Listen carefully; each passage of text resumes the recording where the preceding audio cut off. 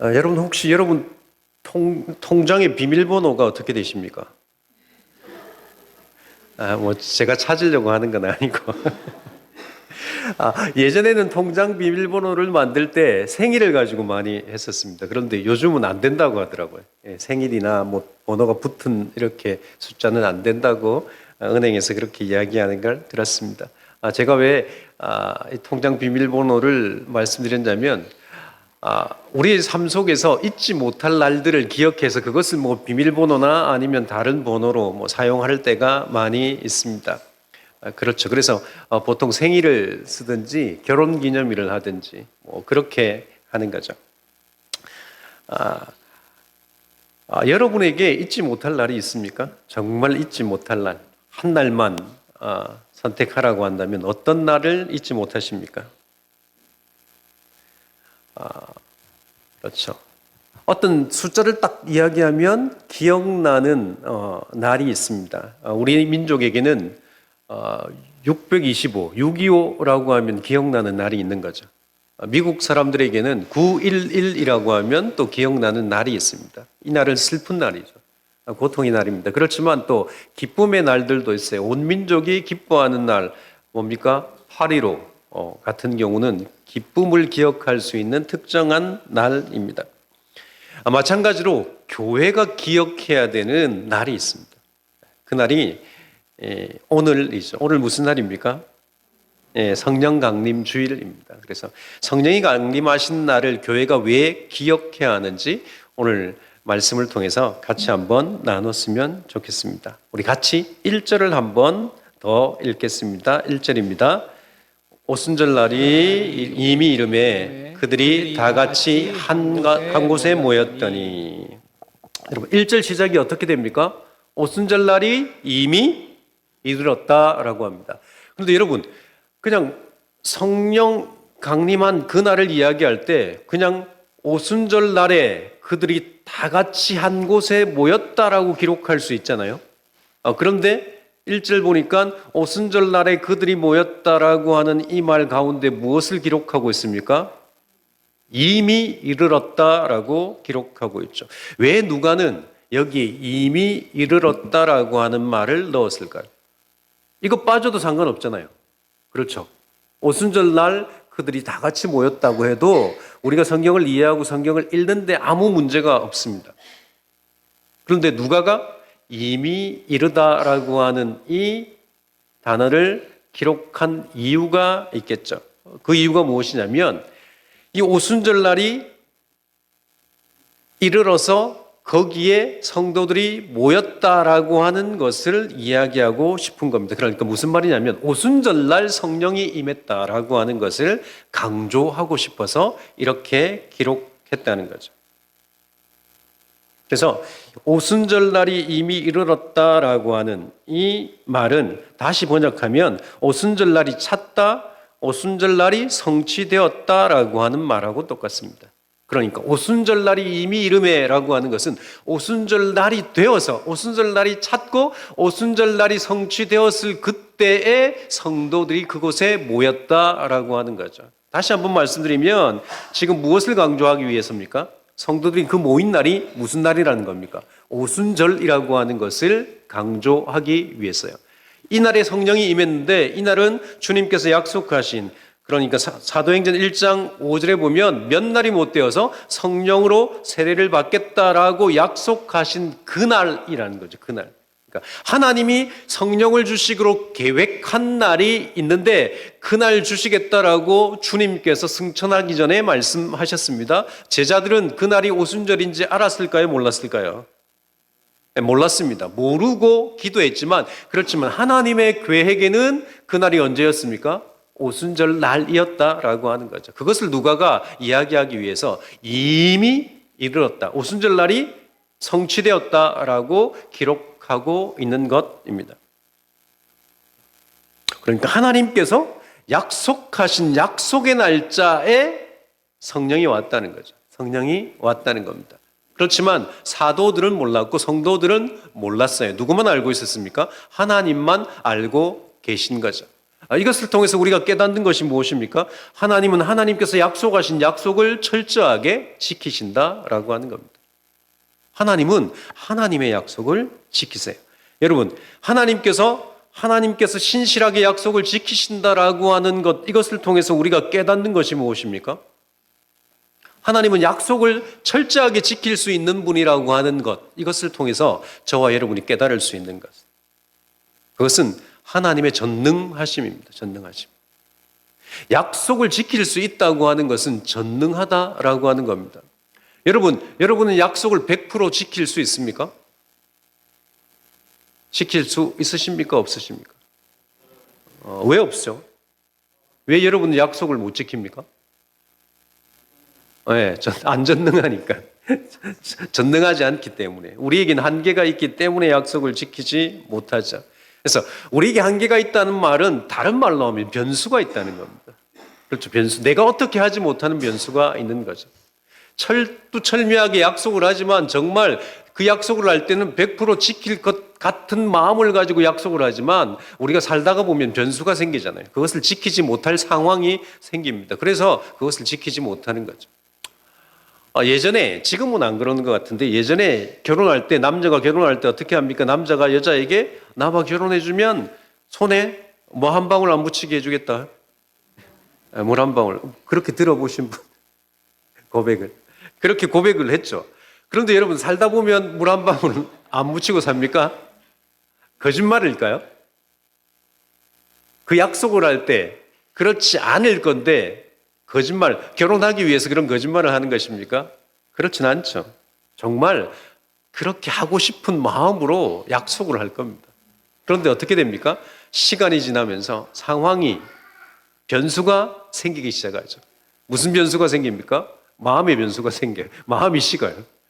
그 철두철미했던 마음이 조금씩 사라지기도 합니다. 그리고 환경이 그렇게 못 만들어줄 때가 있습니다. 환경이라고 하는 변수가 그렇게 만들어 버리죠.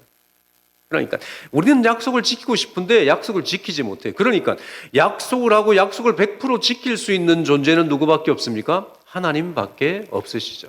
그래서 하나님은 전능하시다라고 하는 것을 우리가 알 수 있습니다. 이 전능하신 하나님께서 약속하신 대로 약속하신 성령을 언제 보내주셨습니까? 오순절날 보내주셨다는 거죠.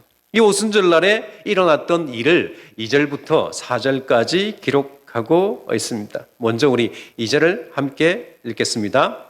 호련히 하늘로부터 급하고 강한 바람 같은 소리가 있어 그들이 앉은 온 집에 가득하며.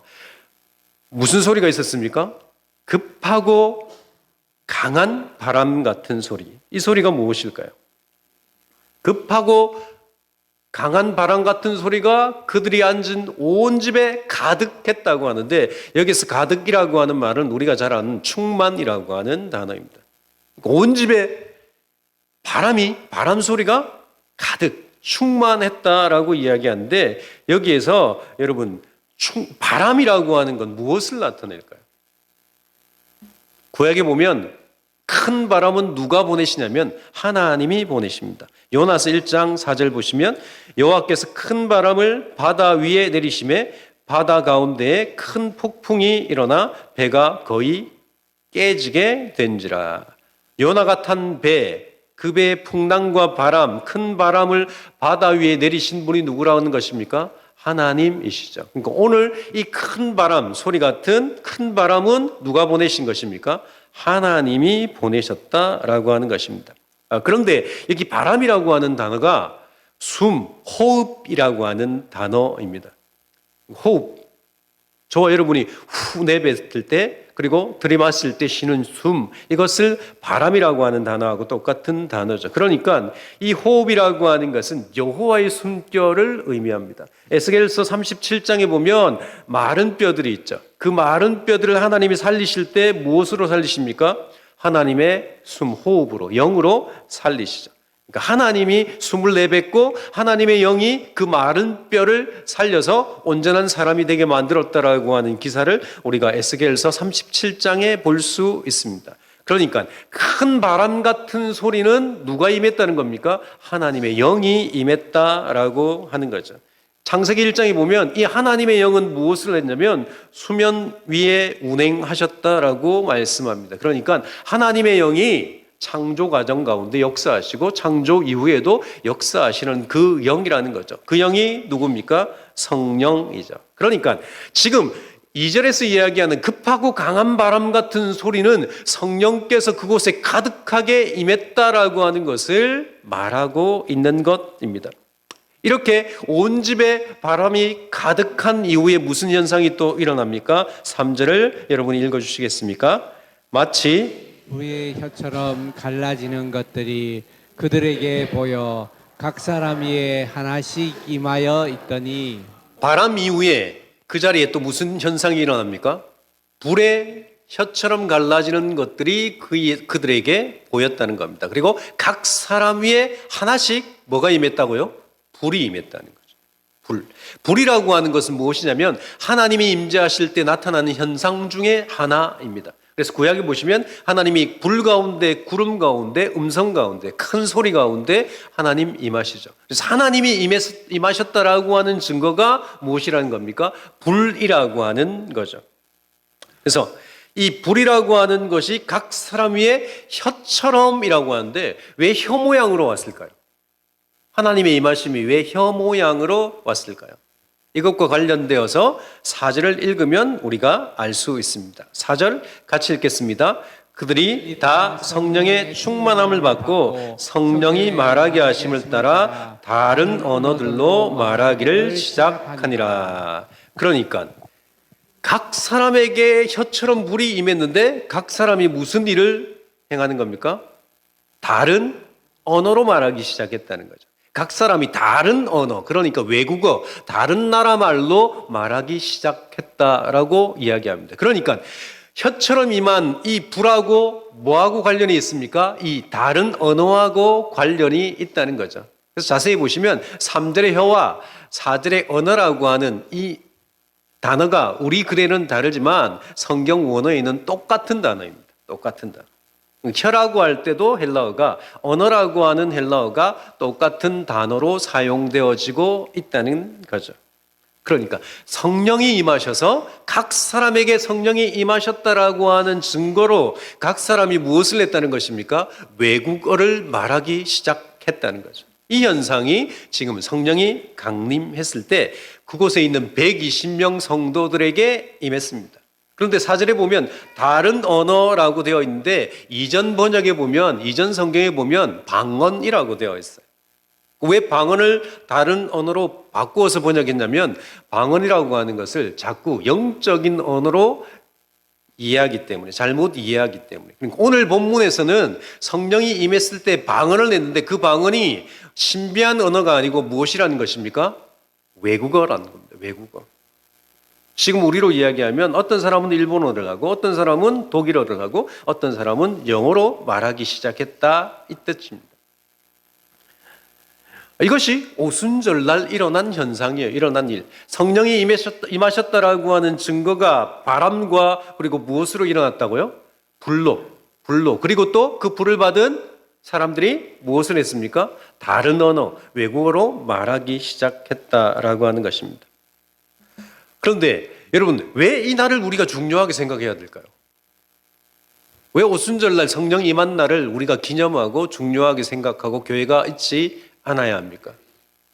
그것을 알려고 하면 이 질문을 한번 해야 될 것 같습니다. 무슨 질문이냐면 왜 성령이 오순절날 오셨을까요? 왜 하나님은 오순절이라고 하는 그 특정한 날짜에 성령을 보내셨을까요? 다른 날 보내실 수도 있잖아요. 그렇죠. 부활절날 보내실 수도 있고 주일날 보내실 수도 있어요. 여느 주일날. 아니면 고난주간에 보내실 수도 있고. 왜 오순절 이날 하나님께서 성령을 이 120명 성도들에게 보내셨을까요? 여러분 오순절이 무슨 날입니까? 오순, 순이 5번이죠. 그러니까 50일이라고 하는 뜻입니다. 이 50일, 오순절은 6월절 이후로 50일을 세가지고 그날이 오순절인데 이 오순절을 또 뭐라고 부르냐면 구약의 77절 또는 나팔절. 나팔절 아니고 맥추절이라고 부르죠. 맥추절. 77절은 6월절 다음에 첫 이삭을 드리거든요. 6월절 다음 날 첫 이삭을 드리는데 그날부터 계산해 가지고 7안식일 다음 날을 의미합니다. 그래서 77절 7 곱하기 7은 몇입니까? 네, 49. 그 다음 날이 며칠째가 되는 것입니까? 50일째가 되기 때문에 77절이라고도 부릅니다. 그리고 이날을 맥추절이라고 하는데 이 맥추절이 조금 우리나라 말로 맥추절 하니까 꼭 보리를 추수한 것 같은데 그렇지 않습니다. 밀을 추수하고 하나님 앞에 감사 제사를 드리는 날이 맥추절이죠. 그래서 이스라엘 백성들은 이렇게 하나님 앞에 곡식을 주신 밀을 추수하게 하신 하나님 앞에 감사하는 제사로 맥추절을 지냈습니다. 그렇게 지내오다가 포로기가 지나면서 이 맥추절, 이 오순절을 어떻게 지내냐면 감사절기로 지내는데 밀을 주신 것을 감사하는 것이 아니라 하나님께서 모세를 통해서 율법을 주신 것을 감사하는 절기로 지키기 시작했습니다. 그러니까 지금 예수님께서 오셨고 지금 사도들이 하나님을 믿고 의지하는 그 시간, 믿고 사는 그 시간에는 유대인들이 맥추절을 어떻게 지켰다는 것입니까? 밀을 추수의 감사가 아니라 무엇을 주신 것을? 하나님께서 율법을 주신 것을 감사해서 맥추절로 지켰습니다. 왜 모세한테 율법을 주신 그날을 기념했냐면 출애굽하고 나서부터 모세가 시내산에서 율법을 받은 날 날짜를 계산해 보니까 어떻게 되냐면 50일째가 된다라고 하는 겁니다. 그러니까 출애굽을 언제 했습니까? 출애굽 언제 했죠? 모르십니까? 저도 몰라요. 몇 날 며칠에 했는지는 모르겠지만 그런데 무슨 절기에 했습니까? 6월절에 했죠. 6월절. 출애굽 때문에 6월절이 시작되었습니다. 그래서 이 6월절을 계산해서 모세가 시내산에 올라가서 하나님의 율법을 받은 날짜를 계산해 보니까 이 50일쯤 되는 겁니다. 그래서 포로기 위의 사람들은 하나님께서 율법을 주신 날로 이 오순절을 지켰다는 거죠. 이스라엘 백성에게 율법은 대단한 것이죠. 왜 그렇습니까? 하나님께서 선택하신 그 민족, 자기 민족에게만 무엇을 주셨습니까? 율법을 주셨어요. 그래서 이스라엘 백성들은 자신들만 온 세계 가운데 하나님께서 선택하신 선민이라고 믿고 있는 거죠. 하나님이 선택한 민족이라고 믿고 있습니다. 그래서 하나님이 주신 그 율법을 주신 날을 기념해서 오순절을 지키고 있었다라고 하는 거죠. 그런데 이날 무엇을 주셨습니까? 성령을 주셨어요. 하나님께서 성령을 이날 주신 이유가 있는데 왜 그러냐면 여러분 이날을 왜 주셨을까요? 하나님이 그 이전에는 율법을 통해서 이스라엘 백성들을 구원하시려고 했습니다. 그렇지만 이스라엘 백성들이 율법을 지키지 못하죠. 그래서 하나님께서 이스라엘 백성에게 무엇을 약속하십니까? 새 언약을 약속하십니다. 그 새 언약이 무엇인지 예레미야 31장 1절부터 33절을 보겠습니다. 한 절씩 교독하겠습니다. 여호와의 말씀이니라. 보라, 날이 이르리니 내가 너희 이스라엘 집과 유다 집에 새 언약을 맺으리라. 이 언약은 내가 그들의 조상들의 손을 잡고 애굽 땅에서 인도하여 내던 날에 맺은 것과 같지 아니한 것은 내가 그들의 남편이 되었어도 그들이 내 언약을 깨뜨렸음이라. 여호와의 말씀이니라. 그러나 그날 후에 내가 이스라엘 집과 맺을 언약은 이러하니 곧 내가 나의 법을 그들의 속에 두며 그들의 마음에 기록하여 나는 그들의 하나님이 되고 함께 읽겠습니다. 그들은 내 백성이 될 것이라. 여호와의 말씀이니라. 여러분, 새 언약이 무엇입니까? 하나님께서 이스라엘 백성에게 주시겠다라고 하는 약속, 새 언약이 무엇이죠? 하나님께서 하나님의 열심으로 이스라엘 백성들을 구원하시겠다는 겁니다. 간단하게 이야기하면 하나님이 너희를 구원하겠다라고 하는 거죠. 왜 그렇습니까? 하나님께서 이스라엘 백성에게 율법을 지켜서 구원받기를 원했는데 이스라엘 백성이 율법을 지켰습니까? 지키지 못했습니까? 지키지 못했죠. 인간은 지키지 못한다라고 하는 걸 하나님 아셨어요. 연약하다라고 하는 걸 아셨기 때문에 그래서 그냥 두면 아무도 구원받을 존재가 없는 거죠. 그래서 하나님께서 새로운 약속을 하십니다. 그것이 새 언약인데 무슨 언약이라는 것입니까? 하나님께서 모세의 율법이 아니라 하나님께서 직접 그들을 구원하시겠다라고 약속하죠. 그래서 그 마음, 하나님의 법을 그 마음에 두겠다라고 했는데 이것을 에스겔 36장 26절, 27절에서는 이렇게 표현합니다. 같이 한 번 더 읽겠습니다. 또 새 영을 너희 속에 두고 새 마음을 너희에게 주되 너희 육신에서 굳은 마음을 제거하고 부드러운 마음을 줄 것이며 또 내 영을 너희 속에 두어 너희로 내 율례를 행하게 하리니 너희가 내 규례를 지켜 행할지니라. 지금 예레미야를 통해서 하나님께서 하신 말씀은 하나님의 법을 마음에 두겠다라고 말씀하셨어요. 율법을 모세에게 줬더니 십계명 돌판에 줬더니 이스라엘 백성이 지키지 못하더라. 그래서 하나님께서 마음에 두었다라고 이야기했는데 이 마음에 두었다라고 하는 것을 지금 에스겔은 뭐라고 이야기합니까? 하나님께서 그 마음에 누구를 두었다는 겁니까? 하나님의 영을 두었다라고 하는 겁니다. 그래서 우리의 마음으로 율법을 지키는 것이 아니라 하나님께서 우리 속에 오셔서 우리의 마음을 바꾸어 주셔서 하나님의 영이신 성령을 통해서 저와 여러분을 구원하시겠다는 겁니다. 우리가 지키지 못하는데 누가 지키게 해주겠다는 것입니까? 성령께서 지키게 해 주시겠다라고 하는 것입니다. 지금 오순절날 성령이 임했다라고 하는 것은 무엇을 의미합니까? 성령이 오셨다라고 하는 것은 구원이 시작되었다는 거거든요. 구원이 시작되었다라고 하는 겁니다. 그 이전의 구원은 이스라엘 백성이 뭐라고 믿었습니까? 율법을 지켜야지만 구원받고 할례를 받아서 하나님의 백성이 되어야지만 구원을 받는다라고 믿었습니다. 그렇지만 그 율법을 지킬 수 있는 사람은 아무도 없었어요. 하나님이 그것을 아시고 어떻게 하셨다는 겁니까? 하나님이 새로운 약속을 주셔가지고 하나님의 영을 마음에 넣어주셔가지고 우리가 아닌 하나님의 영이 성령께서 율법을 지켜서 구원받는 백성으로 살게 만들어주시겠다라고 하는 약속을 하셨는데 그 약속이 언제 이루어졌다는 겁니까? 오늘 오순절날 성령이 임함으로 이루어졌다는 거죠. 그러니까 공식적으로 구원의 시작이 어디에서 된 것입니까? 오순절날 시작된 거죠. 주님이 오셔서 십자가와 부활을 통해서 우리에게 구원을 허락하셨지만 그 구원을 적용할 수 있는 신학의 그 적용의 시작이 되는 성령이 오신 날이 언제라는 겁니까? 오늘 오순절이라고 하는 거죠. 그러니까 이 오순절은 중요한 날입니다. 성령이 임하지 않았으면 저와 여러분이 구원을 받지 못한 거죠. 성령께서 오셨기 때문에 저와 여러분이 믿음을 가질 수 있었고 이 자리에 앉아서 주님을 예배할 수 있었습니다. 교회라고 하는 것이 존재할 수 있었죠. 그러니까 온 교회는 그리고 또 우리 각 성도는 이 오순절 날이 우리에게 매우 중요한 날이다라고 하는 것입니다. 그리고 이 오순절날 성령이 우리에게 임했다라고 해서 성령이 임해서 우리가 구원받았다라고 하는 것을 통해서 우리가 또 한 가지 생각하고 깨닫는 것이 있는데 그것이 무엇이냐면 여러분 우리의 구원에 있어서 우리가 할 수 있는 것이 있다 없다 있습니까 없습니까?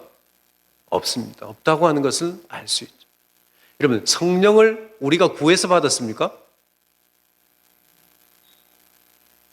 여러분 120명이 기도했기 때문에 성령을 받았나요? 사도행전 안 읽어보셨습니까? 기도했죠. 기도해서 받았어요. 그렇죠. 120명이 다락방에 모여서 기도했습니다. 그렇지만 여러분 그들이 원한 시간에 원한 날짜에 하나님께서 주신 것이 아니에요. 그리고 또 그들이 성령을 받고 싶어서 기도한 것이 아닙니다. 기도하라고 누가 명령하셨습니까? 주님이 명령하셨죠. 그리고 하나님께서 계획된 시간에 계획된 날짜에 하나님께서 성령을 주셨어요. 그러니까 성도들이 한 것은 아무것도 없습니다. 주님이 말씀하셔서 순종했고 순종했더니 하나님께서 성령을 주셨다라고 하는 거죠. 그렇죠. 저와 여러분이 예수를 믿겠다라고 작정한 건 맞아요. 동의한 것은 맞습니다. 그렇지만 그것마저도 하나님께서 역사하셨고 우리가 동의할 수 있고 믿을 수 있는 역사를 누구를 통해서 우리에게 허락하셨습니까? 성령을 통해서 하셨다고 하는 거죠. 그래서 우리의 구원은 우리가 자랑할 수 있는 것이 아닙니다. 우리의 능력으로 받은 것이 아니죠. 만약 우리의 능력으로 구원을 받을 수 있다고 한다면 여러분 이 땅에서 구원받을 사람이 몇 명이나 있겠습니까? 정말 예수 믿고도 죄를 안 지을 사람이 있습니까? 여러분 예수님 믿고 나서부터 죄를 안 짓고 사셨습니까? 아무도 미워해 보지 않으셨습니까? 죽이고 싶은 마음이 없었습니까? 그렇군요. 웃고 계신 거 보니까 저만 또, 예. 저만 악합니까? 여러분 속으로 한번 생각 안 해보셨어요? 악한 생각, 나쁜 생각, 정말 하나님이 싫어하시는 저 인간 좀 사라졌으면 좋겠다라고 하는. 예. 예수님이 말씀하셨죠. 원수가 어디에 있습니까? 예, 너희 집안 식구 중에 있다라고. 여러분 자식이 원수처럼 느껴질 때가 없으셨습니까? 있어요. 저는 애들이 와서 이야기하는 건 아니지만 그럴 때가 없었습니다 라고 하면 거짓이겠죠. 예, 다 악한 마음이 있어요. 그러니까 이 땅에서 구원받을 존재는 아무도 없습니다. 자기의 능력으로. 그렇죠. 그래서 우리가 구원받았다고 하는 것은 하나님께서 우리에게 성령을 부어주셨기 때문에 우리의 마음으로 우리가 율법을 지키고 우리의 마음으로 구원을 이룰 수 있는 것이 아니라 우리에게 오신 성령을 통해서 하나님께서 저와 여러분을 구원해 주신다라고 하는 것을 알 수 있습니다. 그래서 우리가 이 땅에서 믿음으로 잘 사는 시간들이 있잖아요. 열심히 충성하는 시간이 있고 은혜가 충만해서 정말 누가 화를 내도 다 받아줄 수 있는 그런 시간이 있잖아요. 어떤 사건이 일어나도 아무렇지 않게 넘어갈 수 있는 그 짧은 순간이 있는데 그때 내 믿음이 좋아서 그런 것이 아니라 하나님께서 그 믿음을 주셨기 때문입니다. 그래서 우리가 자랑할 것이 없어요. 자랑할 것이 없습니다.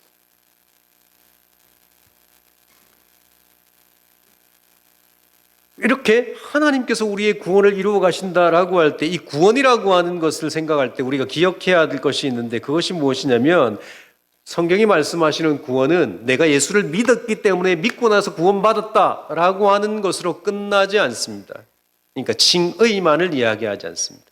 내가 의롭게 된 것만을 이야기하지 않고 우리의 구원은 의롭게 된 사실 그리고 또 거룩하게 사는 삶, 성화 그리고 영화, 완전히 영화롭게 되는 완전하게 정말 완전한 새로운 영과 새로운 몸으로 되는 그 영화의 시간까지 누가 하시겠다는 겁니까? 하나님이 하셨다는 거죠. 그래서 구원이라고 하는 것은 칭의와 성화와 영화 모든 것을 다 통틀어서 이야기하는 겁니다.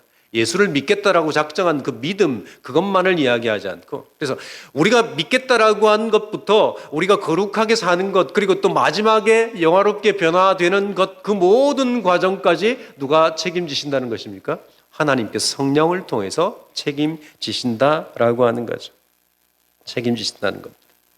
그래서 우리는 실패할 수 있지만 하나님은 실패하지 않습니다.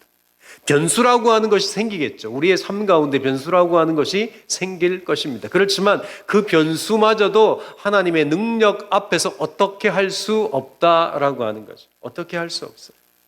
그러니까 하나님은 끝까지 저와 여러분을 책임지신다는 겁니다. 그러니까 여러분 이 성령 강림 주일날 우리가 성령이 우리 가운데 임했다라고 하고 그 성령이 임하심을 통해서 우리의 구원이 이루어졌다라고 하는 사실을 깨달을 때 우리가 무엇을 할 수 있습니까? 자만하지 않을 수 있죠.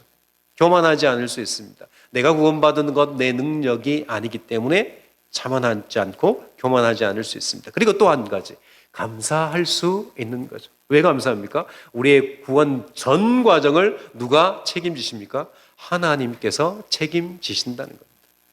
그러니까 우리의 소망은 어디에 있습니까? 하나님께 있는 거죠. 그 하나님을 찬양할 수 있는 겁니다.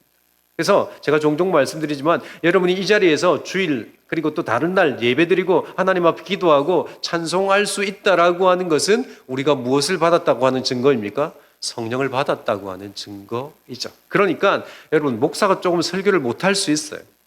그렇죠. 찬송을 인도하는 장로님이 조금 음을 틀리거나 박자가 틀릴 수도 있습니다. 그렇지만 기쁜 거죠. 목사가 설교를 조금 못해도 찬송을 조금 우리가 틀리게 불러도 아무 문제가 없어요. 왜 문제가 없습니까? 하나님께서 우리 구원하신 그 사실은 사라지지 않기 때문이죠. 사라지지 않아요. 그러니까 이 자리에 앉았을 때 여러분 우리는 하나님 앞에 감사할 수 있어요. 기뻐할 수 있죠. 우리의 상황과 상관없이 우리의 형편과 상관없이 여러분이 잘남과 못남에 상관없이 능력이 있고 없음에 상관없이 하나님은 저와 여러분을 구원하셨습니다. 그 구원을 끝까지 인도하시고 끝까지 포기하지 않으시고 이루시는 그 하나님이라고 하는 사실을 여러분 성령 강림 주일에 기억하시고 그 하나님을 찬양하고 그 하나님의 이름을 높이는 그런 저와 여러분이 되어지기를 주의 이름으로 축원합니다. 하나님 아버지, 하나님께서 하나님의 뜻이 있으셔서 오순절날 성령을 보내주셨습니다. 이스라엘 백성들은 율법을 온전히 지켜서 구원받을 수 있을 것이다 라고 생각했지만, 그렇지만 인간 중에, 사람 중에 율법을 온전히 지켜서 구원받을 존재가 없음을 고백합니다. 그래서 하나님께서 우리를 긍휼히 여기셔서 새 영을 부어주시고 하나님께서 새로운 언약을 통해서 하나님의 영을 통해서 우리를 구원하시겠다고 약속하셨는데, 그 약속이 시작된 날이 하나님 오순절입니다. 하나님, 우리가 그날을 기념해서, 성령이 오신 날을 기념해서 이렇게 예배할 때 하나님 우리에게 성령을 주신 그 하나님을 찬양하게 하시고, 또 하나님 앞에서 우리가 아무것도 자랑할 것이 없음을 주여 다시 한번 기억하는 시간 되게 주옵소서. 그래서 하나님, 우리가 하나님이 우리에게 새 생명을 주셨고 새로운 하나님의 백성이 되게 하셨사오매 우리가 이 땅에서 하나님을 기쁘시게 하는 삶을 살아갈 수 있는 은혜를 허락해 주옵소서. 그래서 우리가 날마다 하나님이 기뻐하시는 것이 무엇인지 고민하게 하시고, 하나님 기쁨 가운데 하나님 기뻐하시는 일을 행하며 살아가는 죄의 백성 되게 해주실 것을 깨닫고, 오늘도 우리에게 영을 부어주신 성령을 허락하신 예수님 이름으로 기도합니다. 아멘.